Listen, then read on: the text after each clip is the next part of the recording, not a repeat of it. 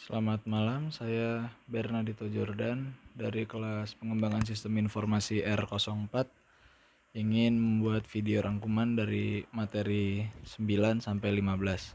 Materi 9 yaitu adalah pengembangan perangkat lunak. Pengembangan perangkat lunak bersumber dari perangkat lunak komersial dan juga in-house. Satu, ada perangkat lunak vendor. Kelebihannya adalah implementasi cepat, hemat biaya, dan waktu. Kekurangannya adalah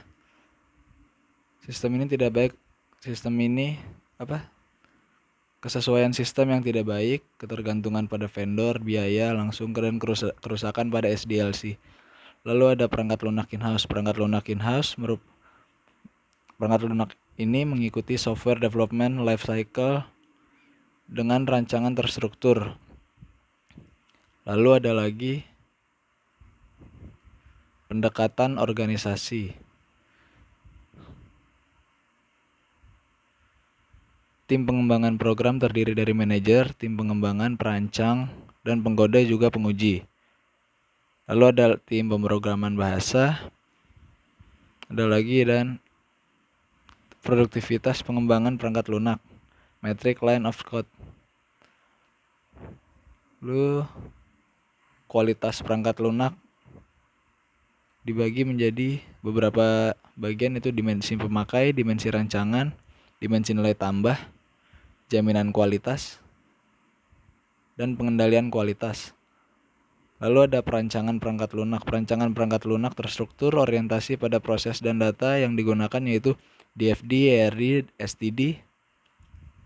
Lalu yang kedua, perancangan perangkat lunak berorientasi objek. Orientasi pada objek, alat yang digunakan yaitu DFD, ERD, STD, dan bagian terstruktur SE. Pesokot tahapan yang dilakukan yaitu mendeskripsikan objek, kelas, atribut, dan daftar operasi, memodelkan antara objek dan kelas, pewarisan, menggabungkan faktor Muir. Lalu ada lagi dengan pengkodean perangkat lunak. Bahasa pemrograman itu digunakan adalah 3GL dan atau 4GL dan OOP. Ciri-cirinya adalah kalau OOP jenis bahasa murni, Smalltalk, dan EFL juga bahasa hybrid. Lalu ada pengujian perangkat lunak. Metode perancang case menggunakan white box testing dan black box testing. Area yang diuji field, record, file, entry, data, kendali dari arus program. Kesalahan bentuk macam kesalahan fatal pada crash logika atau hang. Kesalahan serius ada pada output yang tidak benar dan minor. Tahapan pengujian: 1. Pengujian modul, 2. Pengujian integrasi, 3. Pengujian sistem, 4. Pengujian penerimaan, 5. Skenario pengujian, 6. Jenis laporan kesalahan. Lalu kita beralih ke bab 10. Bab 10 adalah SDLC yang digambarkan dalam beberapa tingkatan, yaitu ada perancangan sistem, analisis sistem, rancangan sistem umum, evaluasi dan seleksi sistem, rancangan sistem terinci, pengembangan perangkat lunak dan implementasi sistem, ada pengembangan PL, perancangan PL, pengkodean PL, pengujian PL, dan implementasi PL. Dan yang paling bawah adalah pemeliharaan sistem.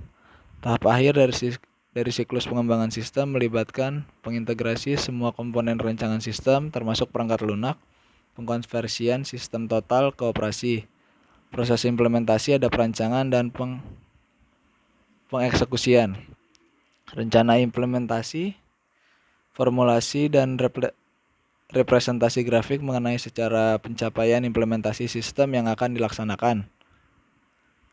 Lalu ada tim implementasi yang terdiri dari profesional sistem yang merancang sistem, para manajer dan beberapa staf, perwakilan vendor, pemakai primer, pengkode, dan teknisi. Bagian pokok implementasi yang diperlukan adalah persiapan tempat, pelatihan personil, persiapan pembuatan dokumentasi, konversi file sistem, peninjauan pasca implementasi. Kalau untuk persiapan tempat yang perlu disiapkan adalah ruang, listrik, ruang dan listrik, dan pengujian. Lalu untuk pelatihan personil yang perlu diperhatikan adalah pelatihan terhadap personil tersebut. Lalu ada lagi yang dibutuhkan adalah alat bantu, dan ada juga perangkat lunak pelatihan. Lalu untuk menyiapkan dokumen adalah materi tertulis atau video atau audio yang cara beroperasinya sebuah sistem, termasuk pokok-pokok bahasan yang harus dilakukan oleh pemakai. Tujuan dokumentasi adalah pelatihan, penginstruksian, dan pengkomunikasian, penetapan standar kinerja dan pemeliharaan sistem, referensi historis. Untuk menyiapkan dokumen ada beberapa area utama untuk dokumentasi, yaitu dokumentasi pemakai, sistem, perangkat lunak, dan dokumentasi operasi. Lalu ada mengkonversi sistem baru, proses pengubahan dari sistem lama ke sistem baru. Kompleksitas dalam konversian tergantung pada beberapa faktor. Itu jenis PL, database, perangkat H atau W, kendali, jaringan prosedur. Lalu metodenya ada metode langsung, paralel, pass-in, dan pilot.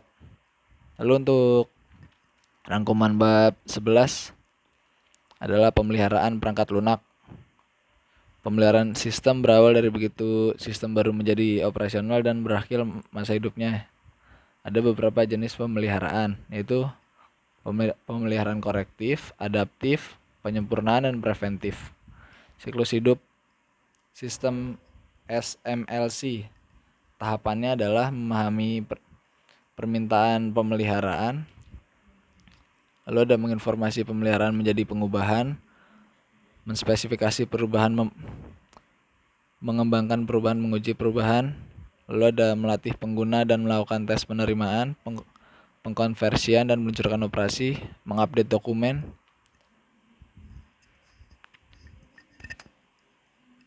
melakukan pemeriksaan pasca implementasi,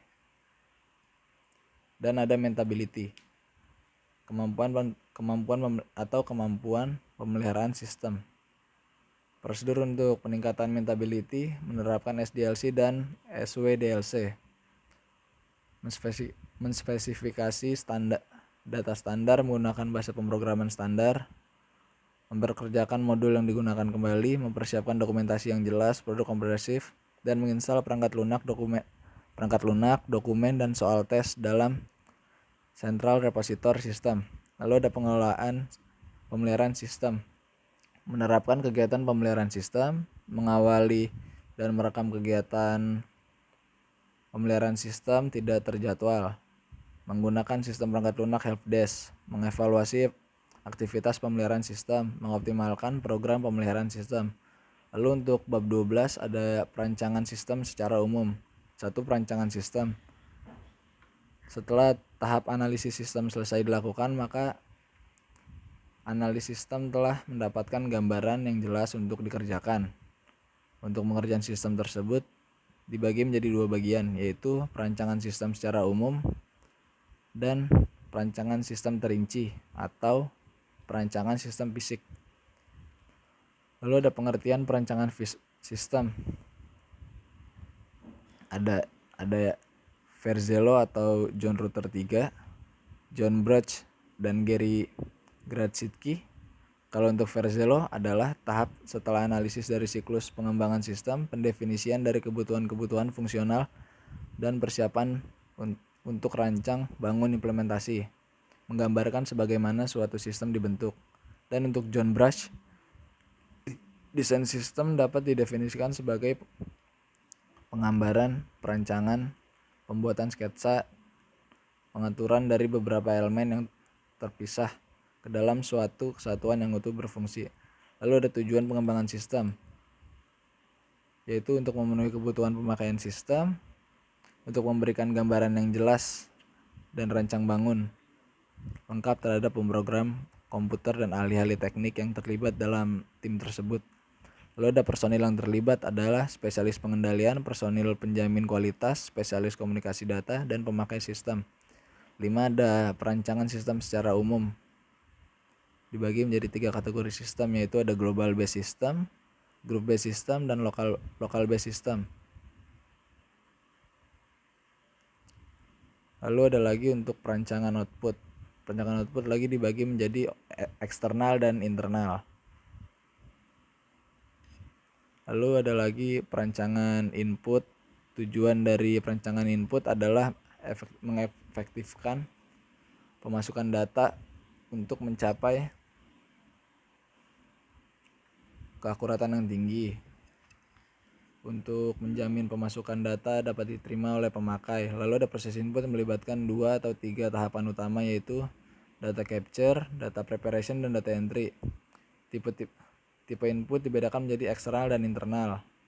Lalu ada lagi perancangan dialog. Tujuan dari perancangan dialog adalah untuk menjaga agar pemasukan data benar, untuk menjawab pertanyaan yang sering digunakan oleh pemakai. Lalu ada tipe dialog, ada dialog aktif. Pemakai mengajukan pertanyaan atau memasukkan data. Lalu ada lagi perancangan proses sistem. Perancangan proses sistem tujuan dari pengembangan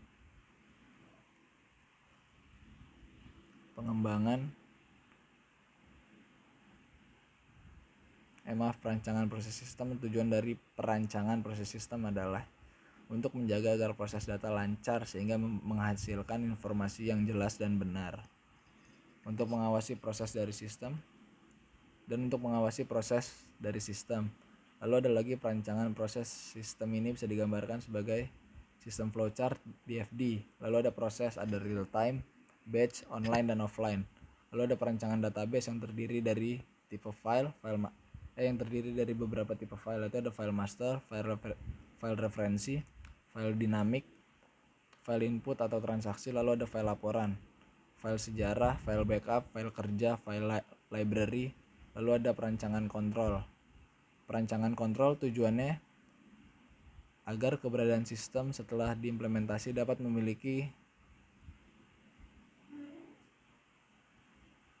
mencegah kesalahan, kerusakan, serta kegagalan proses sistem. Lalu ada ancaman sistem, kesalahan dan beberapa faktor adalah kesalahan manusia. Lalu ada perangkat lunak yang bersifat rusak. Lalu ada penyadapan. Lalu ada beberapa jenis kontrol, yaitu pencegahan, pendeteksian, pengkoreksian. Lalu ada perancangan jaringan. Langkahnya adalah untuk membuat segmen bidang usaha, lalu membuat sebuah modelan, mengevaluasi LAN yang membutuhkan apakah mereka cocok. Lalu ada interkoneksi. Lalu ada topologi bus, ring, star. Lalu ada perancangan komputer, kelompok komputer, yaitu ada menu komputer, mini komputer, dan mikrokomputer. Lalu ada device, ada output, input, proses, dan penyimpanan. 7 tekanan tahapan perancangan sistem informasi memperhatikan sejumlah tekanan force design, yaitu ada integrasi, jalur pemakaian, tekanan persaingan, kualitas dan kegunaan informasi, kebutuhan sistem, kebutuhan pengolahan data, faktor organisasi, kebutuhan biaya efektivitas, faktor manusia, dan kebutuhan lainnya. Lalu untuk bab 13 adalah perancangan sistem terinci. Ada perancangan output. Perancangan output tujuannya adalah mengubah data menjadi informasi yang berkualitas dan dapat digunakan tujuan akhir untuk proses pengambilan keputusan. Lalu ada macam-macam bentuk laporan dihasilkan oleh sistem informasi. Yang paling banyak digunakan adalah dalam bentuk tabel, grafik, atau bagan. Ada laporan berhierarki, laporan yang dibuat untuk masing-masing level manajemen untuk menerima informasi sebuah permintaan khusus tanpa memberikan detail yang tidak relevan. Ada 2 macam laporan hierarki, yaitu file report dan responsibility report. Lalu untuk laporan yang membandingkan data dibuat untuk membantu manajer dan user lain memilih 2 atau lebih menyusun kesamaan. Ada 3 macam laporan untuk membandingkan data, yaitu ada horizontal report, vertical report, counterbalance report. Lalu untuk laporan monitor variansi yang dibagi menjadi dua, yaitu variance report dan exception report. Lalu hal-hal yang diperhatikan dalam hal-hal dasar merancang layar itu organisasi dari layar, justifikasi field, judul, spasi, identifikasi judul dan layar, warna. Lalu ada membuat grafik untuk ilustrasi data. Grafik merupakan salah satu pengilustrasian informasi numerik yang dapat dipahami dengan cepat. Lalu ada grafik dibagi menjadi beberapa kategori berdasarkan jenis informasi yang ingin digunakan, yaitu ada scatter graph, line graph, bar graph, sectograph, pictogram graph. Lalu ada pengaturan tata letak isi output, ada perancangan input, dan ada lagi perancangan formulir kertas, yaitu dengan pemilihan kertas. Beberapa faktor yang dipertimbangkan dalam pemilihan kertas yaitu adalah lama formulir akan disimpan, penampilan dari formulir, banyak formulir tersebut tangani, bagaimana penanganannya, kemudahan untuk digunakan, tahan lama untuk pengisian yang lama. Lalu ada ukuran kertas, warna kertas, judul formulir, nomor urut formulir, nomor dan jumlah halaman, spasi, pembagian area, caption, instruksi dan formulir, jendela di amplop, jumlah tembusan. Lalu ada lagi pengelolaan dan perancangan formulir elektronik. Dibagi menjadi beberapa komponen, yaitu pembagian area, instruksi, line box, indikator field data, urutan pedoman perancangan. Lalu ada lagi pengelolaan formulir elektronik. Sesudah formulir ini dirancang dan setujui, formulir akan disimpan pada media magnetik, yaitu media optikal, dan dikirim ke workstation. Lalu ada perancangan formulir elektronik. Untuk merancang formulir ini kita dapat mengambil data dari komputer, sumber kita harus mengikuti format dokumenter sumber. Lalu ada pemasukan data secara langsung, dan beberapa peralatan pemasukan data secara langsung adalah magnetic ink recognition, optical character recognition, optical mark recognition, digitalizer, image scanner, point of scale, dan beberapa lainnya. Lalu ada pengkodean input. Dalam hal tersebut, merancang suatu kode yang perlu diperhatikan adalah harus mudah diingat, unik, fleksibel, efisien, konsisten, sesuai standar, dan menghindari spasi.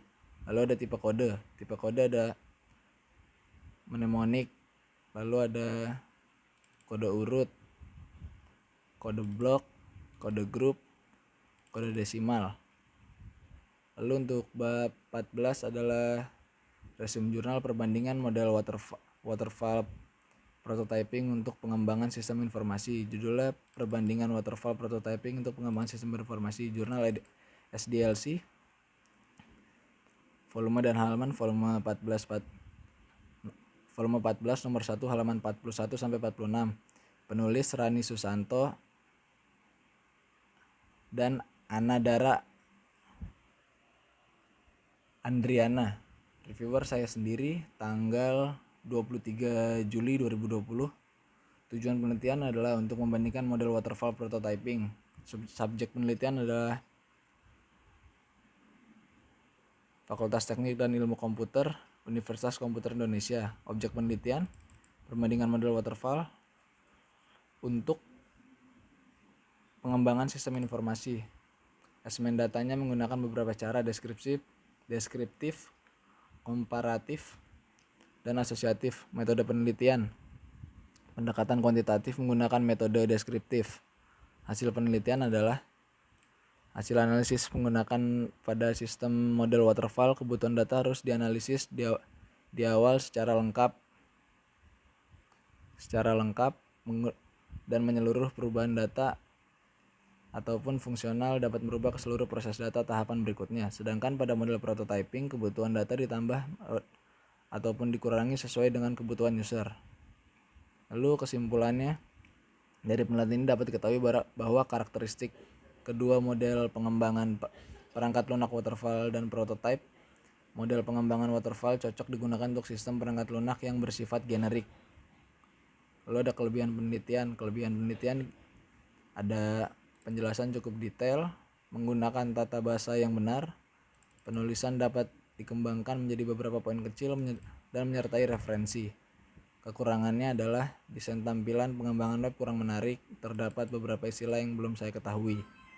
Lalu untuk bab 15 juga resume jurnal, membandingkan model perbandingan database. Judulnya membandingkan model-model pengembangan database SDLC.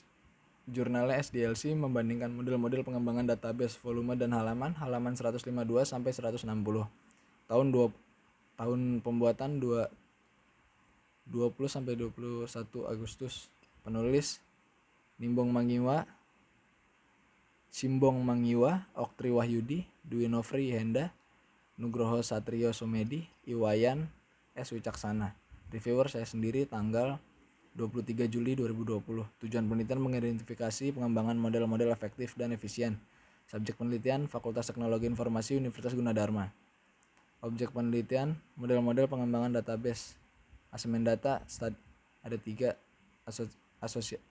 asosiatif, komparatif, studi dokumen. Lalu ada metode penelitian. Digunakan capability monitor atau CMM dan SDLC atau siklus pengembangan sistem RAD dan spiral. Hasil penelitian, hasil analisis dari yang dilakukan adalah spiral yang digunakan bentuk modifikasi dari spiral model yang biasa. Modifikasi ini dianggap perlu karena pada spiral model yang biasa proses pemerolehan requirement dianggap hanya sekali dan klien dianggap dapat memberikan detail-detail yang diperlukan sebagai landasan dari aplikasi yang diminta secara sarah. Lalu untuk kesimpulan dari penelitian ini adalah melalui perbandingan yang sudah saya baca tadi database tersebut, maka dapat disimpulkan bahwa model yang efektif dan efisien untuk database dengan sedikit siklus pengembangan dapat menggunakan model RAD. Model CMM efektif dalam pengembangan sistem yang semakin matang dan tepat waktu dalam menyelesaikan proyek serta biaya yang semakin rendah. Kelebihan penelitian adalah penulis mengembangkan beberapa poin kecil lalu menyertakan referensi menggunakan tata bahasa yang benar. Kekurangan penelitian, terdapat beberapa istilah yang belum saya mengerti, lalu space penulisan halaman terlalu kecil, kurang teratur.